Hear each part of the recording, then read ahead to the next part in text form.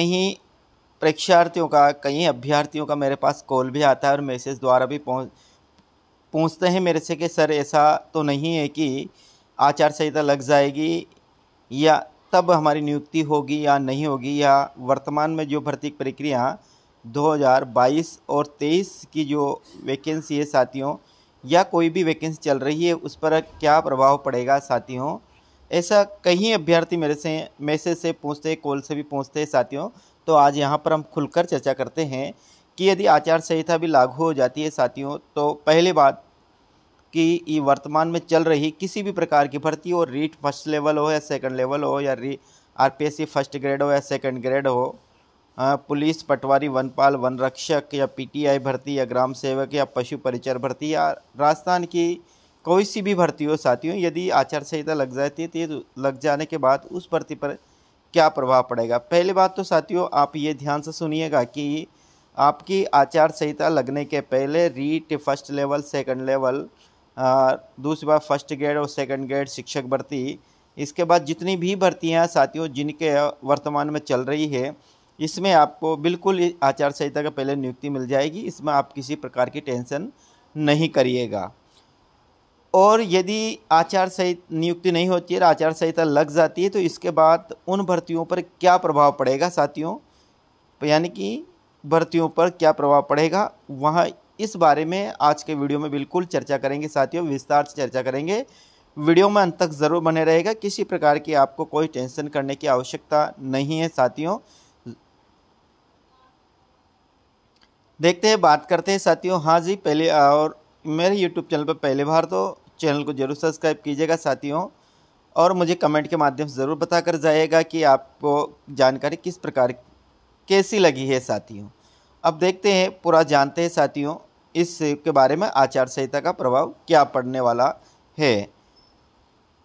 पहले बात तो साथियों मैं आपको पुनः कहता हूं कि आपकी जो भी भर्ती प्रक्रिया चल रही है, फर्स्ट ग्रेड, सेकंड ग्रेड शिक्षक भर्ती, रीट लेवल 1 और रीट लेवल 2 पीटीआई भर्ती साथियों, इनकी नियुक्ति पर आपका किसी प्रकार से आचार संहिता का कोई भी प्रभाव नहीं पड़ेगा साथियों। अब देखते हैं, जानते हैं पूरी प्रक्रिया। देखिए साथियों, पहली बात देखते हैं, आचार संहिता का प्रभाव बहुत व्यापक है, विशेषकर सत्ताधारी पार्टी के लिए साथियों। जो आचार संहिता लगती है साथियों, ध्यान रखिएगा आचार संहिता अभी लगने वाली नहीं है, हो सकता है आचार संहिता अक्टूबर में लगे साथियों, क्योंकि पहले भी ऐसा ही हुआ था।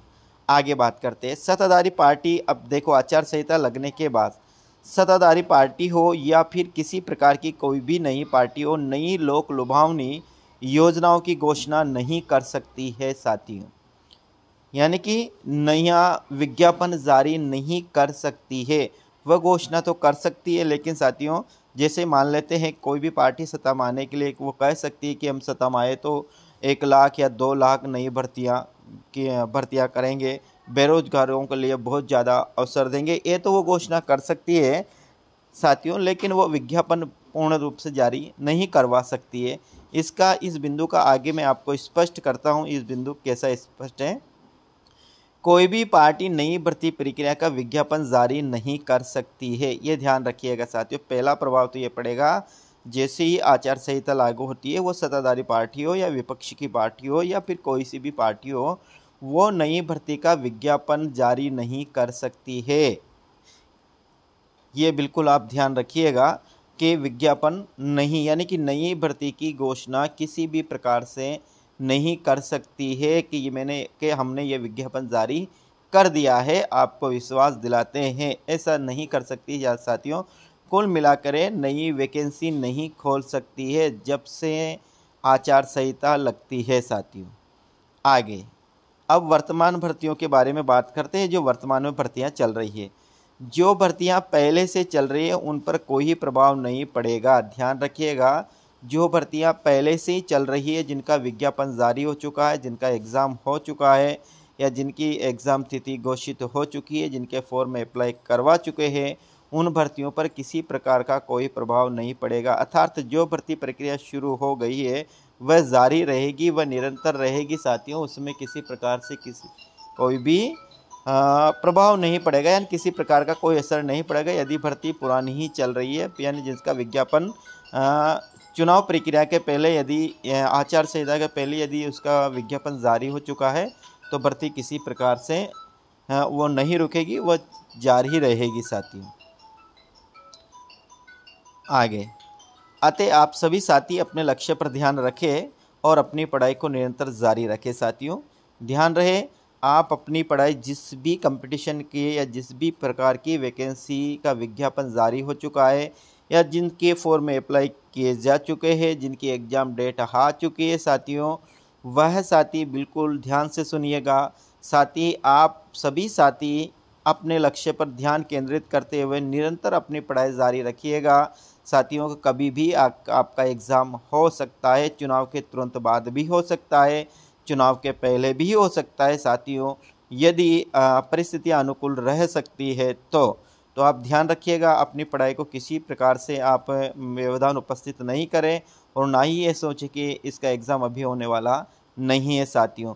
इन पर क्योंकि जिस पे पहले से ही विज्ञापन जारी हो चुका है उन भर्तियों पर साथियों किसी प्रकार का कोई प्रभाव नहीं पड़ेगा।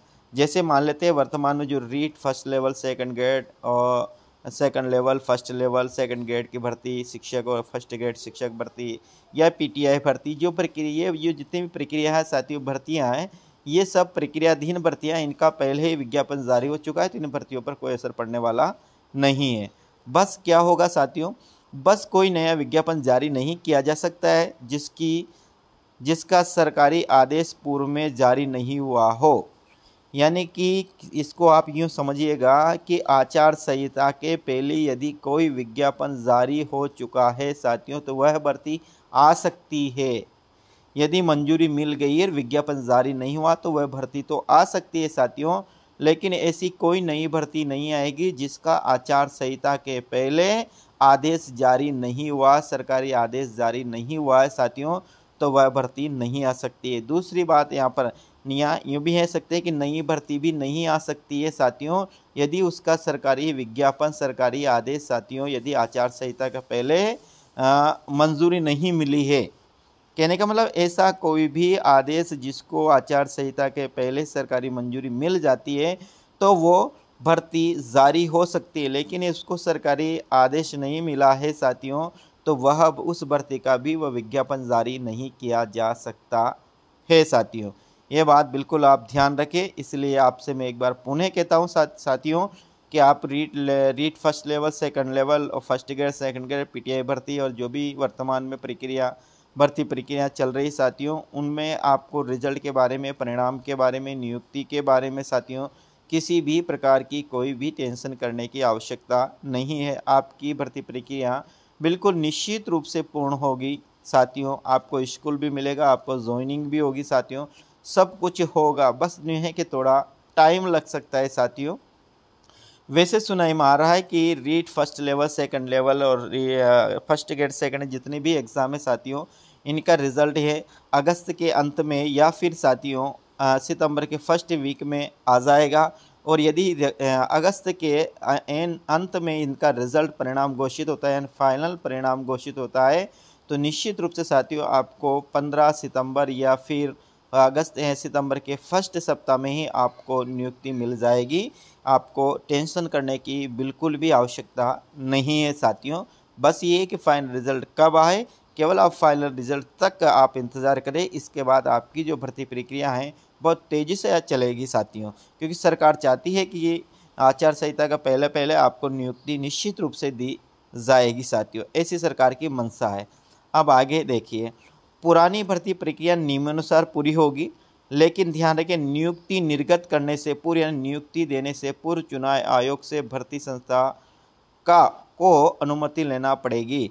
यदि आचार संहिता लग जाती है साथियों तो फिर आपको नियुक्ति लेने के लिए जिस भी संस्था ने भर्ती निकाली उस संस्था को साथियों चुनाव आयोग से नियुक्ति के संबंध में अनुमति लेनी पड़ेगी। यहाँ पर चुनाव आयोग साथियों यदि परिस्थितियाँ अनुकूल है तो चुनाव आयोग किसी भी प्रकार से भर्ती प्रक्रिया नियुक्ति पर साथियों वह रोक नहीं लगा सकता है। निश्चित रूप से वो आपको नियुक्ति आदेश बिल्कुल जारी करेगा साथियों। तो उम्मीद करता हूँ साथियों कि ये जानकारी आपको बिल्कुल अच्छी लगी होगी। अब मुझे आप कमेंट के माध्यम से ज़रूर बताइएगा कि आपको कैसी जानकारी लगी साथियों। एक बार पुनः आपको मैं कहता हूं साथियों कि वर्तमान में जो भी भर्तियां चल रही है उसको आप समझिएगा। जो भी भर्तियां चल रही है वो रीट साथियों, रीट फर्स्ट लेवल हो या फिर साथियों रीट सेकंड लेवल हो, रीट फर्स्ट लेवल हो या फिर वो सेकंड लेवल हो, या फिर साथियों अध्यापक भर्ती सेकंड ग्रेड हो या फिर अध्यापक भर्ती फर्स्ट ग्रेड हो या सेकंड ग्रेड हो या फिर साथियों फर्स्ट ग्रेड हो या रीट कोई भी भर्ती हो साथियों या पीटीआई भर्ती हो, इनका परिणाम आप 2 गुना परिणाम जारी हो चुका है। आपका डॉक्यूमेंट भी सत्यापन लगभग पूरा हो चुका है साथियों। बस आपको अब फाइनल आंसर की आने वाली है। तो आपको फाइनल आंसर की निश्चित रूप से आचार संहिता का पहला आ जाएगी साथियों। और फाइनल आंसर की आने के बाद कुछ भी नहीं होगा साथियों, पुनः आपसे फॉर्म भरवाया जाएगा और फॉर्म भरवाने के बाद आपको साथियों मेरिट लिस्ट के यानी क्रमांक जिला आवंटन किया जाएगा। जिला आवंटन करने के बाद आपको स्कूलों में जिला परिषद के माध्यम से आपकी काउंसलिंग करवा ली जाएगी यानी फर्स्ट लेवल और सेकंड लेवल की, और आपको स्कूल मिल जाएगा। और फर्स्ट ग्रेड सेकंड ग्रेड की आरपीएससी और बीकानेर निदेशालय भी पूर्ण तैयारी कर चुका है साथियों। तो आप बिल्कुल निश्चिंत रहिएगा कि आपकी भर्ती प्रक्रिया में किसी प्रकार की कोई अड़चनें नहीं आएगी। आपको साथियों आचार संहिता का पहले निश्चित रूप से ज्वाइनिंग मिलेगी, और मेरा मानना है कि साथियों अगस्त के अंत में या फिर सितंबर के फर्स्ट सप्ताह या 15 तारीख तक आपको निश्चित रूप से ज्वाइनिंग मिल जाएगी साथियों।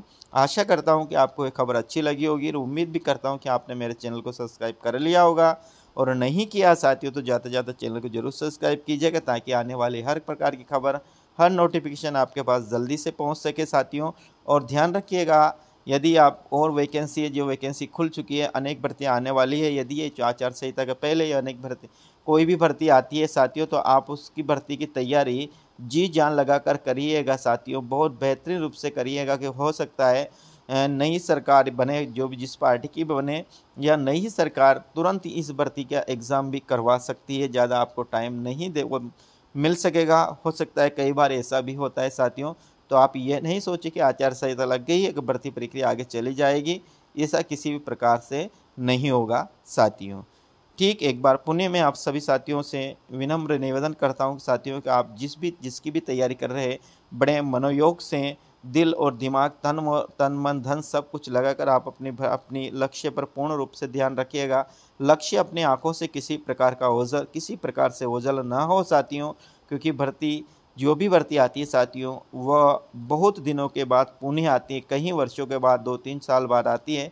और यदि हम एक भर्ती में रह जाते हैं साथियों तो दूसरी भर्ती में फिर उतना अच्छा अपन प्रदर्शन नहीं कर सकते, या फिर हो सकता है परिस्थितियां अनुकूल नहीं हो। इसलिए जो भी आपके सामने लक्ष्य है, जो भी आपके सामने भर्ती है, उस भर्ती पर जी जान लगा दीजिएगा साथियों। और अपनी अपना बेरोजगारी और अपने माता पिता के दुखों को आप मिटा सकते हैं साथियों किसी भी भर्ती में आप नौकरी लगकर। ठीक साथियों, जय हिंद, वंदे मातरम साथियों। मिलते हैं अगले किसी वीडियो में। राम राम साथियों।